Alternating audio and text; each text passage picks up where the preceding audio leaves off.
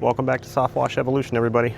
Real quick video for you today. This is about a job with no water. So I'm doing a house wash today, way out in farm country, as you can see. So they have a point well on this house, which means it's not very deep. It's probably like a 40-foot well. They really only get about 80 to 100 gallons of water, and it would run the thing dry, and we're in the middle of the spring right now. It's a very dry season. So they were going to cancel their house wash. They didn't want me running their well dry.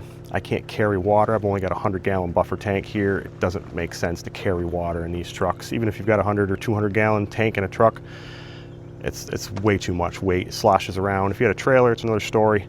It's not good for the truck. So I problem solve. I'm gonna bring you over here and show you what I'm doing. I've got my little $30 Amazon 5-gallon a minute water pump rigged up right there, humming away behind me, and I've got a fitting on the end, and I'm pumping water out of these IBC totes that the customer had. They have two of these totes. I think they have more out back actually, because they have a pretty elaborate garden out there.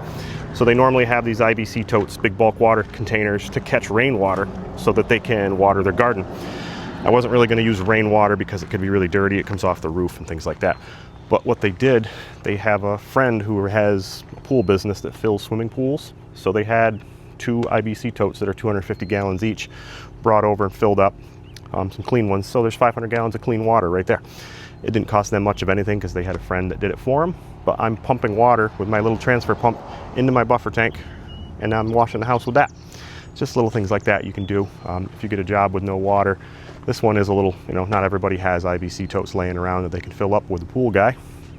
But there's things you can do like that. I just had one the other day. I had a restaurant I was doing. They didn't have a hose hookup on the outside, so it was no water. They were going to cancel. I went in and said, "You've got a kitchen, don't you? You've got a deep sink?" "Sure." I dropped a 5-gallon stock pot right in the sink, turned it on full blast, and used that little transfer pump to pump water into my truck. There are ways to do it when there's no water on a job, so don't kick them to the curb just because there's no water. There's things you can do. So for this one, $30 water pump, and I'm filling my buffer tank right now, ready to make $400 on this house wash. So make sure you like and subscribe. Just a quick video today. I just want to show you some of the things you have to do when you're out here to solve issues, to make some money. And leave me a comment if there's something else you can think of you want to see. Thanks.